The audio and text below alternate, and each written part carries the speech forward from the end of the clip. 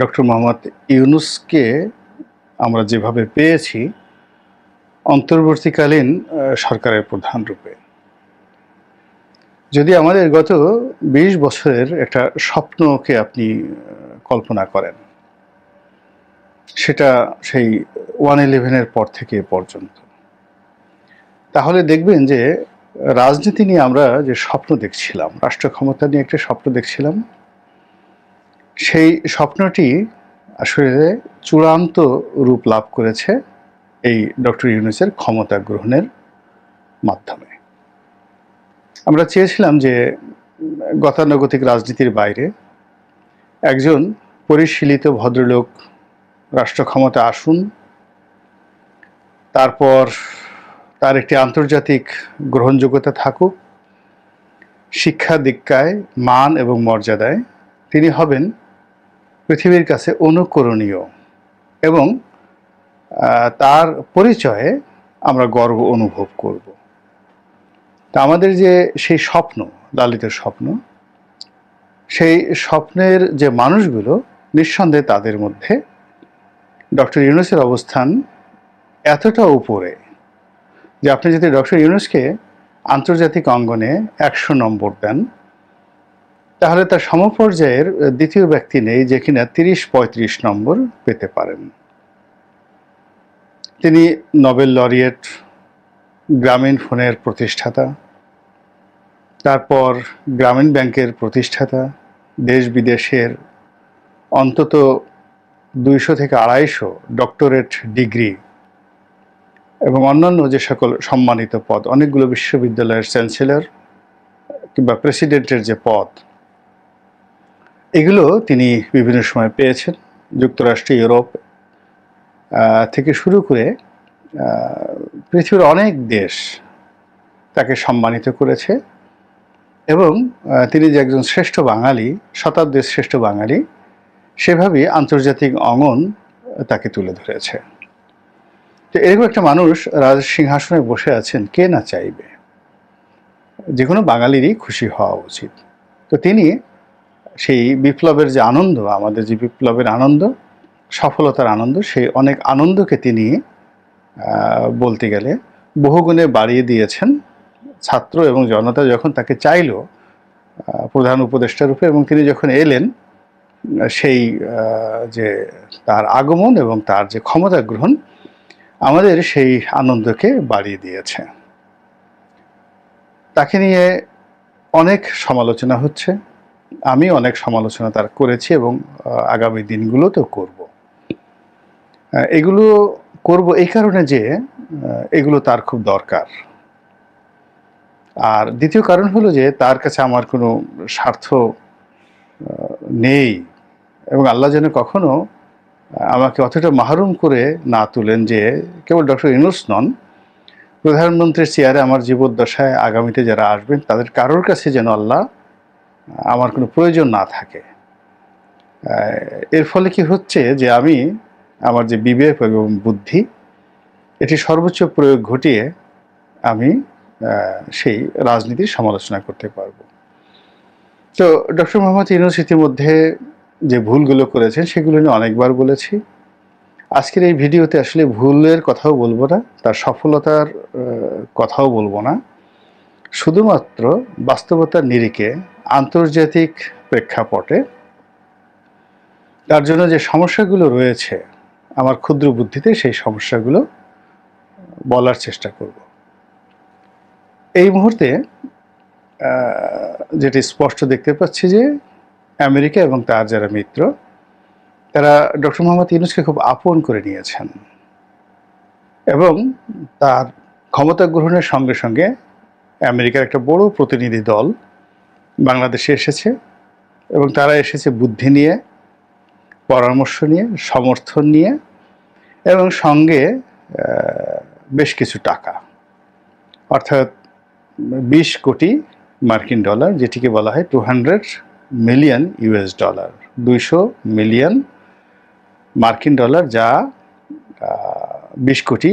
এখন আপনি ১১৭ টাকা করে যদি ধরেন, তাহলে এই ২০ কোটি টাকা অনেক টাকা। তো সেই টাকা সরকারকে সাহায্য দেওয়া হবে USAID নামক একটি প্রতিষ্ঠানের মাধ্যমে। এর সঙ্গে সঙ্গে বিশ্বব্যাংক এবং ADB থেকেও বেশ একটা ভালো পরিমাণ অর্থ ঋণ হিসাবে পশ্চিমা বিশ্ব দেওয়ার চেষ্টা করছে ডক্টর মোহাম্মদ ইউনূস যেন ক্ষমতায় থাকতে পারেন এবং তিনি যেন এই মুহূর্তে যে অর্থনৈতিক সংকট রয়েছে রাষ্ট্রে সেই সংকটগুলো কাটিয়ে উঠতে পারেন। এটি হলো সুসংবাদ। আর এর সঙ্গে সঙ্গে যেটি হচ্ছে সেটি হলো আমাদের দেশে মার্কিন সাম্রাজ্যবাদ এবং মার্কিন নীতি নিয়ে মানুষের মনে নিদারুণ ভীতি আছে, প্রোপাগান্ডা আছে, ভীতি আছে, ভয় আছে। আর পতিত স্বৈরাচার পালিয়ে যাওয়া শেখ হাসিনা তিনি একেবারে সবার শেষে যে রাজনীতির গুটিটি চলে গিয়েছেন সেটি হলো মার্কিন যুক্তরাষ্ট্র তার কাছে সেন্ট মার্টিন কিনে নিতে চাচ্ছে বা সেন্ট মার্টিন লিজ নিতে চাচ্ছে। তিনি দিতে রাজি হচ্ছেন না, এই কারণে মূলত তাকে ক্ষমতাচ্যুত করার জন্য মার্কিন প্রশাসন উঠে পড়ে লেগেছে।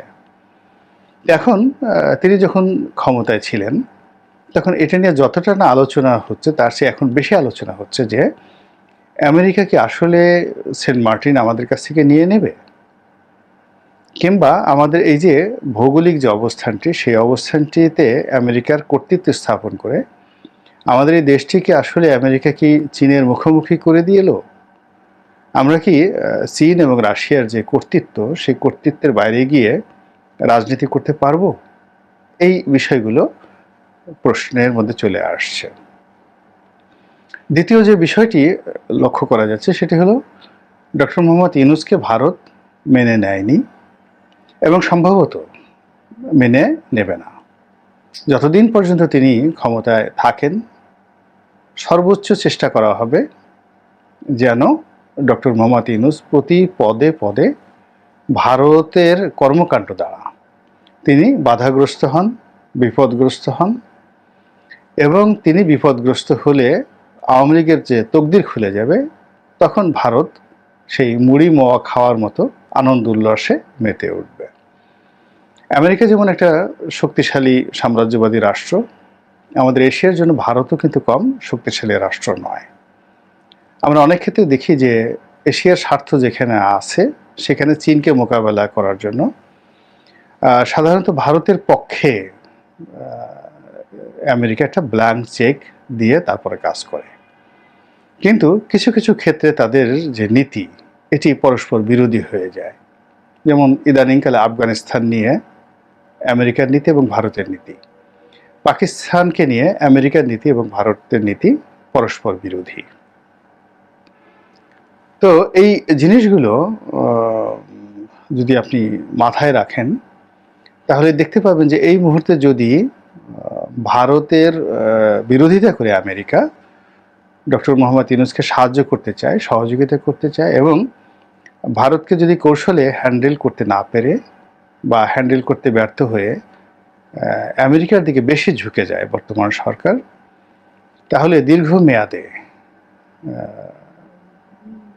আমরা একটা বহুমুখী সংকটে পড়ব।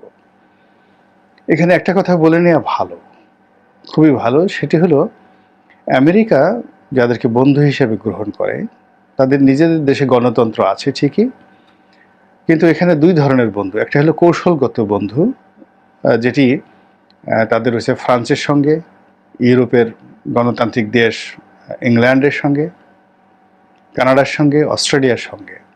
তো কৌশলগত বন্ধুত্ব যাদের সঙ্গে, সেখানে তারা গণতন্ত্র প্রতিষ্ঠার জন্য একত্রে কাজ করে, এমনকি তারা যুদ্ধ বিগ্রহ একত্রে করে এবং যত লাভ হয় যুদ্ধের ময়দান থেকে গনিমতের মাল হিসেবে গত 100 বছর ধরে তারা এই টাকা পয়সা ভাগাভাগি করে।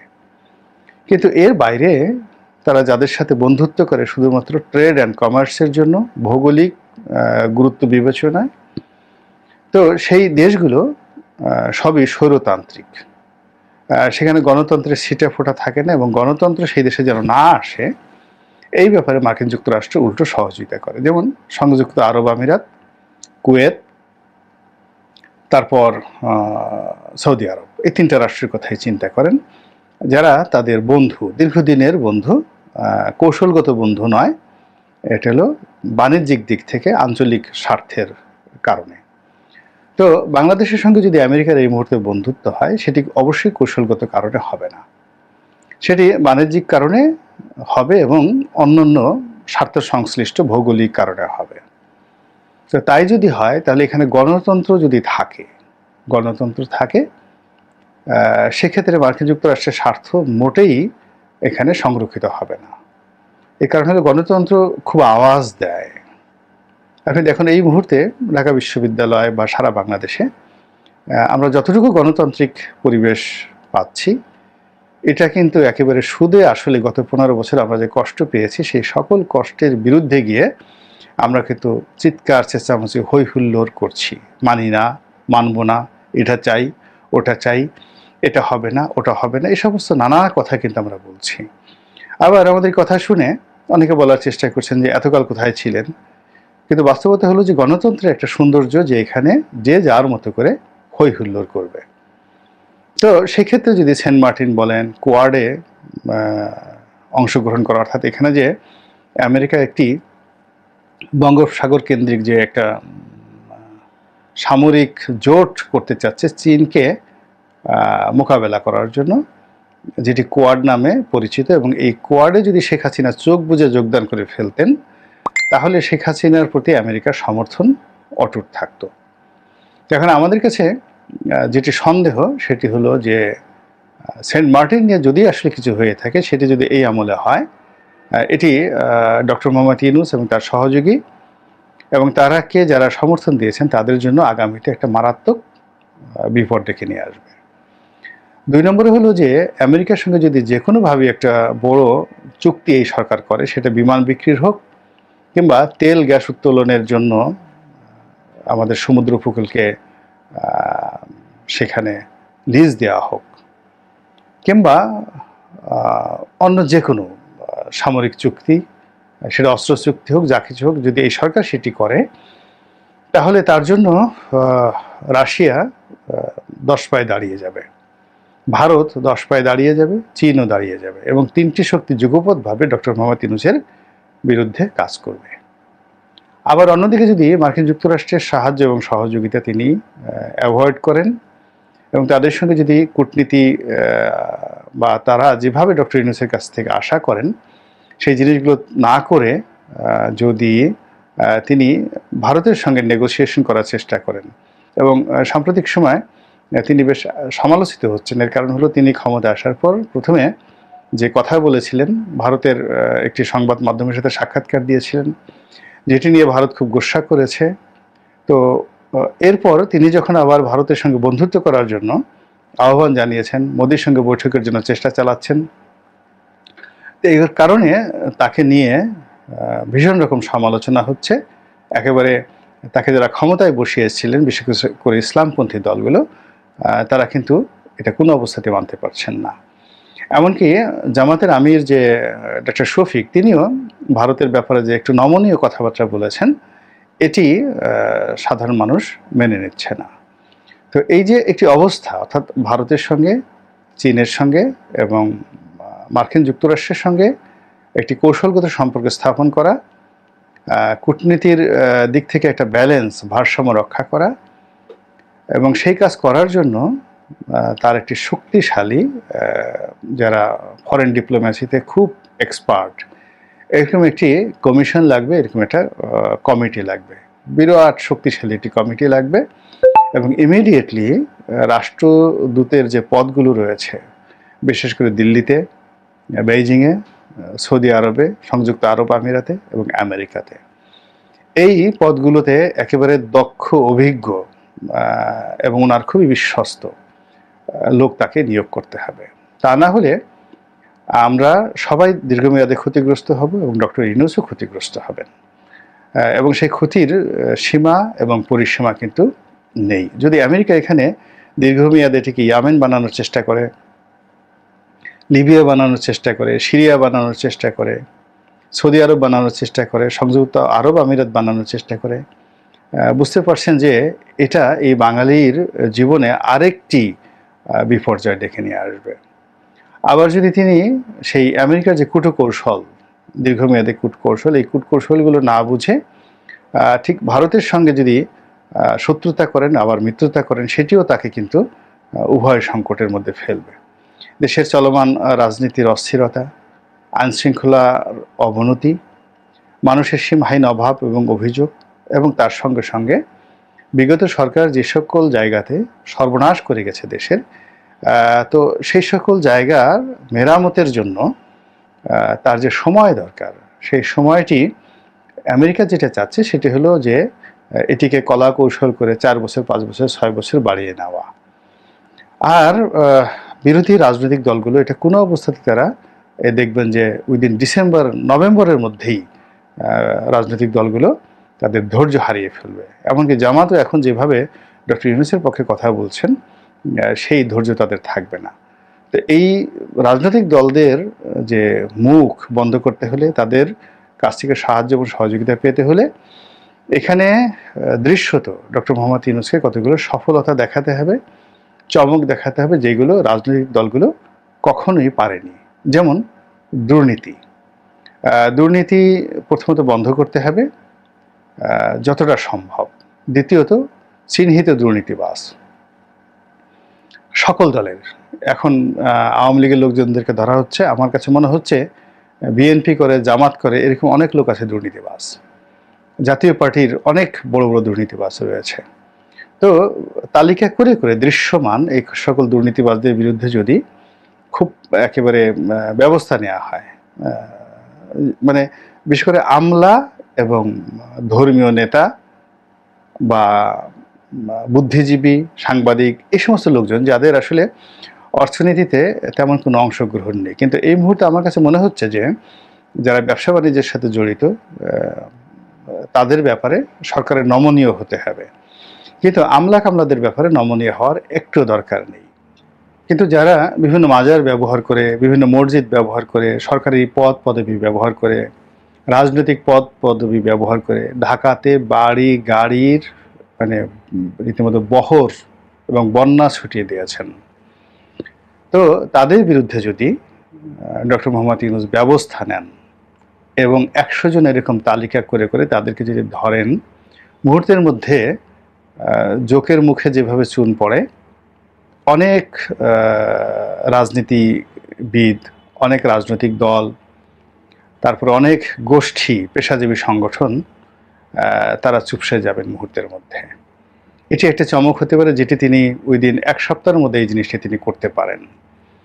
আর আইন শৃঙ্খলার ব্যাপারে এটা পরামর্শ দেওয়ার মতো কিছু নেই। এখানে আসলে যারা এই কর্মে নিয়োজিত আছেন তাদের সাহায্য লাগবে, সহযোগিতা লাগবে, মোটিভেশন লাগবে, এবং এখানে ঠিক ওইরকম ক্যারিশম্যাটিক সাহায্যকারী সহযোগিতা লাগবে।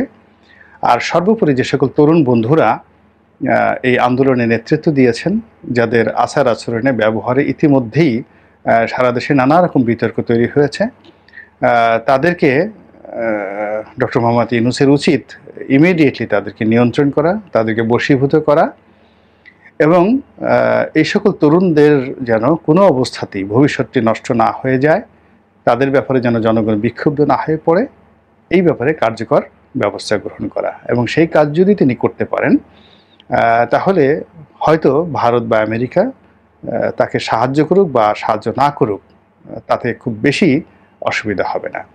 কিন্তু স্বয়ং যদি জো বাইডেন এসে বাংলাদেশে বসে থাকেন, তবুও তার কোনো লাভ হবে না। যদি নরেন্দ্র মোদী স্বয়ং তাকে সাহায্য করতে চান, তবুও সাহায্য পেয়ে তিনি কিছুই লাভবান হবেন না, তার দ্বারা কোনো মানে ভালো হবে না, যদি সত্যিকার অর্থে দেশের জনগণ তাকে পছন্দ না করে।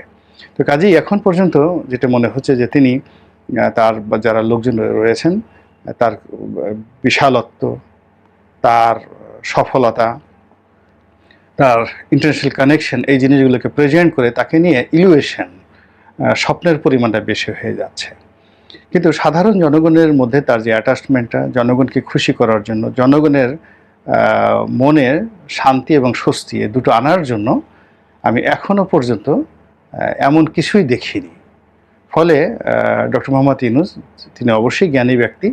তিনি যদি ওয়াশিংটনের চিন্তা বাদ দিয়ে, দিল্লির চিন্তা বাদ দিয়ে টেকনাফ তেঁতুলিয়ার চিন্তা করেন এবং লোকজনকে নিয়ে বেশি চিন্তা করেন, তাহলে তার যে ক্ষমতার মসনদটি তুলনামূলকভাবে নিরাপদ থাকবে এবং ঠান্ডা থাকবে।